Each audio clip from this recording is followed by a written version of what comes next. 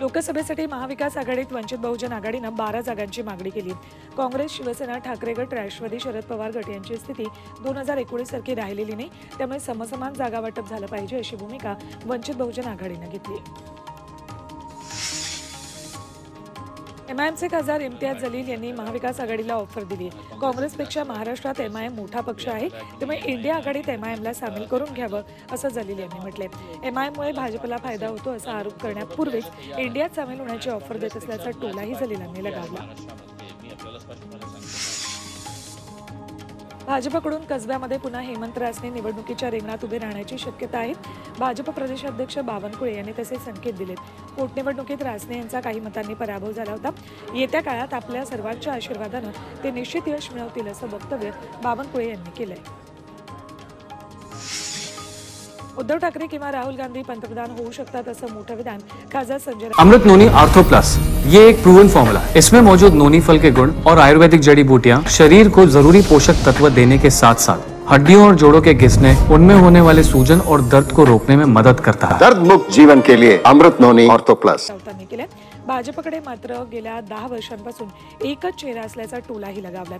राऊतांनी India आघाडीच्या पंतप्रधान पदाच्या उमेदवारांची यादीच वाचून दाखवली। उपमुख्यमंत्री फडणवीसांना जपानमधील विद्यापीठाच्या वतीनं गौरव करण्यात आलाय। फडणवीस यांना मानद डॉक्टरेट प्रदान करण्यात आली आहे। जपानमधल्या कोयासन विद्यापीठाकडून हा सन्मान करण्यात आलाय। कोयासन विद्यापीठानं 120 वर्षांच्या इतिहासात पहिल्यांदाच मानद डॉक्टरेट पदवी बहाल केली आहे।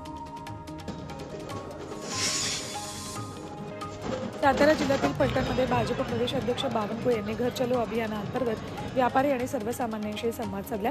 खासदार रणजित नाईक निंबाळकर आणि आमदार जयकुमार गोरे यांच्या समवेत त्यांनी बाजारपेठेतून पायी चालत सर्वसामान्य लोकांच्या नेमक्या भावना काय हे जाणून घेतलं। कर्जत जामखेड विधानसभा मतदारसंघातील एमआयडीसी पाटेगाव खंडाळा इथे व्हावी यासाठी आमदार रोहित पवार आग्रही होते, मात्र सरकारनं एमआयडीसीची जागा बदलण्याचा निर्णय घेतलाय। भाजप आमदार राम शिंदे नागरिकांना जागा सुचवण्यासाठी बैठका घेत आहेत। यावरून रोहित पवारांनी शिंदेंवर निशाणा साधलाय। रोहित पवारांच्या टीकेवर राम शिंदेंनीही प्रत्युत्तर दिलंय। विधान परिषदेचे भाजप आमदार राम पाटील रातोळीकर यांच्या गाडीवर हल्ला करण्याचा प्रयत्न मराठा तरुणांनी केला। नांदेडच्या कामठा भागातील हनुमान मंदिरात आमदार रातोळीकर दत्त जयंतीच्या भंडाऱ्यासाठी आले होते, तेव्हा मराठा तरुणांनी त्यांची गाडी अडवून घोषणा दिल्या। रातोळीकर आपल्या गाडीत बसले असता एका युवकाने पाण्याचा कॅन घेऊन हल्ला करण्याचा प्रयत्न केला। जळगावच्या चाळीसगावमध्ये भाजप आमदार मंगेश चव्हाणांनी चक्क तोडफोड केली। एका कॅफेवर पोलिसांकडून छापेमारी करण्यात आली। या अनधिकृत कॅफेमध्ये तरुणांना अनैतिक कृत्यासाठी कॅफे मालकाकडून जागा देण्यात आली होती। याची माहिती मिळताच पोलिसांनी कॅफेवर छापा टाकला। सोबत गेलेले आमदार चव्हाणांनी कॅफेची पाहणी करून तोडफोड केली। जेडीयू अध्यक्ष ललन सिंग यांनी आपल्या पदाचा राजीनामा दिला। मुख्यमंत्री नितीश कुमारांकडे त्यांनी राजीनामा दिला, मात्र नितीश यांनी अद्याप राजीनामा स्वीकारलेला नाही। 29 डिसेंबरला दिल्लीत होणाऱ्या बैठकीत राजीनाम्याबाबतचा निर्णय होईल असं सांगितलंय। अयोध्येतल्या राम मंदिराच्या लोकार्पण सोहळ्यासाठी देशभरातून व्हीव्हीआयपी व्यक्तींना निमंत्रण धाडण्यात आली।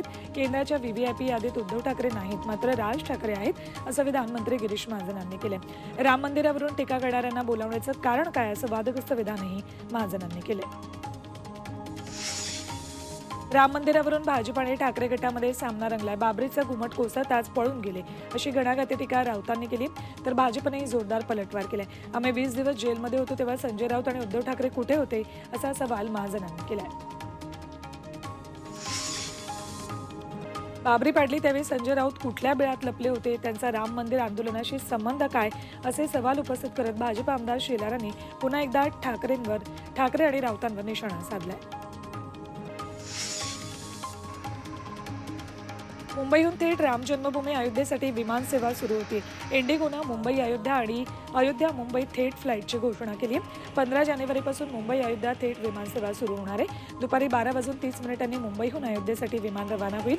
दुपारी 2:45 अयोध्येत विमानाचं लँडिंग होईल।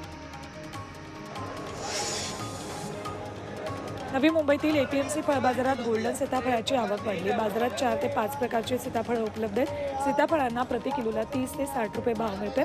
गोल्डन सीताफळांना ग्राहकांची पसंती आहे।